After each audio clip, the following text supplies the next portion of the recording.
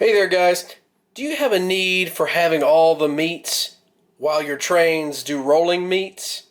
If so, today's building is just for you. We're taking a look at the brand new release of the HO scale Arby's from Menards. This is my first time with one of their buildings, so we'll take a look at the overall fit and finish, what I think you're getting for the money, and just how bright these lights can be, because this sucker is loaded for the money. So let's crack the case open and get started. Alright, so the packaging is really simple, but it does the job. It's a clear, clamshell case. You can see the advertising here. 30 lights are on this thing, most of which are LED strip lights. But trust me, there's not a problem with visibility on this structure. So we'll just crack the lid off. No, Menards does a really awesome job with these buildings. Having gotten to finally visit one when I was in Iowa earlier this year to see some friends, it's really cool to be walking in a home improvement store and just find train stuff, just chilling in a corner. It's really nice, and I really wish Lowe's would do that in the Southeast. So we'll start off giving it a quick 360. Overall, the fit and finish is not bad for an HO scale building. It looks like, a basic Walters kit that someone's assembled. And of course, there's a few more pieces here and there. So I'm just going to leave it on the clamshell and rotate it around. So there's the drive-through side. You see you got posters in the window. The Arby's logo looks almost like a 3D print. Drive-through window, good enough. Slap some cars in the way. The back side of the building is where your power supply connects if you don't use the cable underneath. So if you wanted to, mount it flush, you can use the cable underneath, or you can use this guy to plug in the separately sold power jack.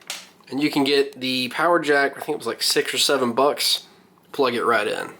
So rolling back around on the awning top, you'll see the LED strip lights nicely concealed to light up the Arby sign at night. Alright, so now that we're doing more of the detail sides, I pulled it out of the package so you guys can see what we're working with. This actually comes with a few figures pre-installed. You got this dude walking in the side door, you got some bushes here along the side, a little bit of grass inserted. This is a nice touch. Instead of being painted on, it almost looks like a static grass or just a simple grass mat slid into the insert right there. And the awnings look good. So this is the front side of the restaurant. You can see the Menards trademark of Jack the German Shepherd chilling up by the front door. A lady entering who's a little bit sideways, like drive-through enter and exit signs. There's a little bit of a sticker gap there that you see, but you can smooth it over with an X-Acto. And you have a printed sidewalk texture. This actually looks pretty cool. So normally, you build a kit, paint it gray, then fill it with, to me, a panel liner. This has already been done for you, so it actually looks pretty dang good. So for those wondering about the base, it is a plastic sheet, and you have the building and all of its electronic components on the inside. Now, like I was mentioning earlier, if we can tug it out here, there is an adapter cord, 4.5 volt, that you can plug in, drill it under your layout or diorama, and plug it straight in. This will work with the adapter I bought, so you have 2 points of hookup. You can disguise the backside with the drive-through board, and then use this underneath, keep it nice and clean. So overall, I really like what Menards has brought to the table here. They're taking a chance and not doing the same old X industry, X building. No, they're making stuff that you might actually see, traveling around the country. In this case, an Arby's. So I really like what they've done with this. They've also done a Starbucks, a Taco Bell. Now if we could just get them to come south and, make a Bojangles, Waffle House, all the stuff the North Carolinians would gladly throw their wallet at. Alright, with the adapter plugged in, we're going to light this candle, and it is bright. So we're just going to plug straight into the back. The camera is likely going to spaz out a little bit. Boom. I don't think you'll have any issue seeing this thing day or night. Alright, so with everything rocking and rolling, here's what you get looking at the structure from a few different angles. So again, you can see the LED strip lights, you can see the nice illumination on the sign. So you've got 3 sets of lights pointed up at the signs all around the building. You've got strips underneath to fully illuminate the structure and the walkways. This is really nice. So yeah, these overall are really cool. The only thing I'd like to see is the inclusion of a dimmer switch, so you're not blinded when you happen to sideways glance the structure.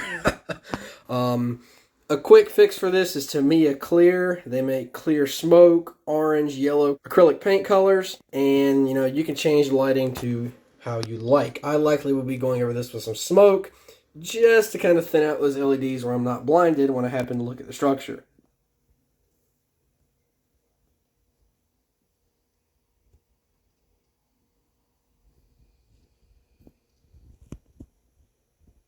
So if you were curious on how it looks with the vehicle in the drive-thru, here you go. This is a Malibu BMW M3 GTR. Painted this up a few years ago to somewhat look like the M3 GTR from Need for Speed Most Wanted. But overall, it does look the part really good. So cars and trucks, will fit in, no problem. The nice thing about the construction of this building is you can either do, like a ramp leading up to the drive-thru, or you can keep it flush, street level, so you get a nice curb stop alongside the restaurant. Alright, so now for the big question for anyone interested. What will this building run me? Well, as of the filming of this video, Menards has a promotional sale through the 20th or the 21st. You can get this building for $44.99. Not a bad deal at all when you consider the cost of most kits. Then you're looking at, detailing it yourself, adding the lights. Because this is, again, pretty clever the way they've done it. They're using LED strip lights to their advantage. Underneath the platforms, on top of the awnings, and it looks really good. Again, just wish there was a dimmer switch. But overall, for roughly $45, then tack in shipping. If you need the DC plug, that's another $7. You're not in the hole too bad at all for a cool building to add to your layout. So there you have it, guys. A quick overview and review of the new Menards HO scale Arby's. Overall, I think this is an awesome value for the money. This fits right in on a layout, display, or even a club. There are, of course, a few areas for improvement. The blinding strip lights up top, lack of a dimmer switch.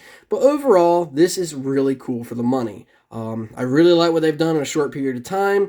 And one thing to remember with this, these aren't craftsman kits. This is a mass-produced building by a hardware store company that knows how to get it done well, but for a fair cost. So it's kind of in its own little ballpark compared to standard HO scale kits, craftsman kits, what Walthers brings to the table. All really nice, but if you want to put all this in there, add lights, add all the detailing, your costs add up really quick. So overall, I'm a fan of what they've done. I think this is an awesome little piece.